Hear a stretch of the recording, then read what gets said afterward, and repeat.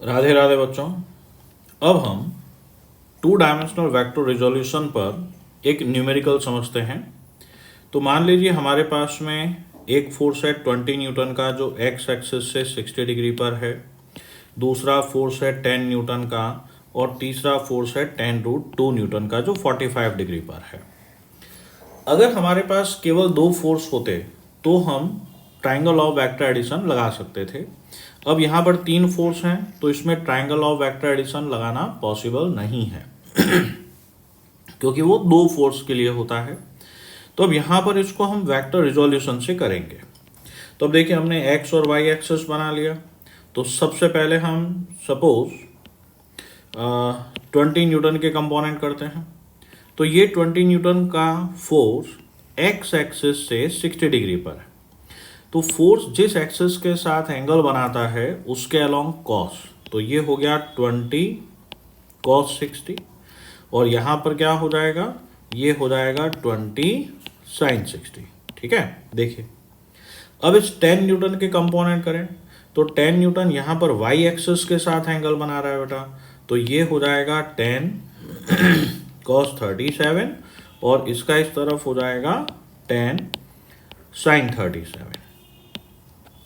ठीक है, अब इस तरह से 10√2 जो x एक्सिस के साथ 45 बना रहा है तो इसका इस तरफ 10√2 cos 45 और इसका इस तरफ 10√2 sin 45। ओके, तो ये तीन फोर्स के कंपोनेंट हमने कर दिए।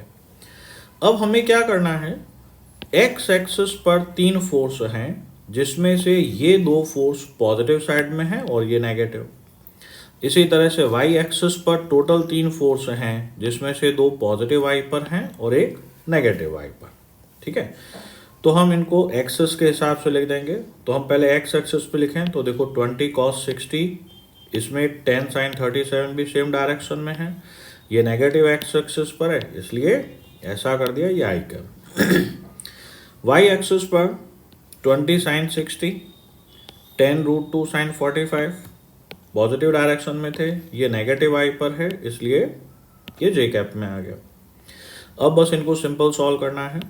तो cos 60 की वैल्यू 1/2 होती है, प्लस 10 एज इट इज आएगा, sin 37 3/5 minus 10√2 as it is आएगा, cos 45 1/√2 होता है।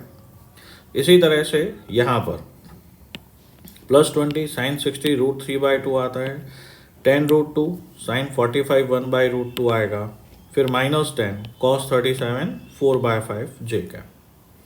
तो हमारे पास में x एक्सिस पर ये तीन फोर्स आ गए बेटा, तो हम इसको सिंप्लीफाई करेंगे पहले।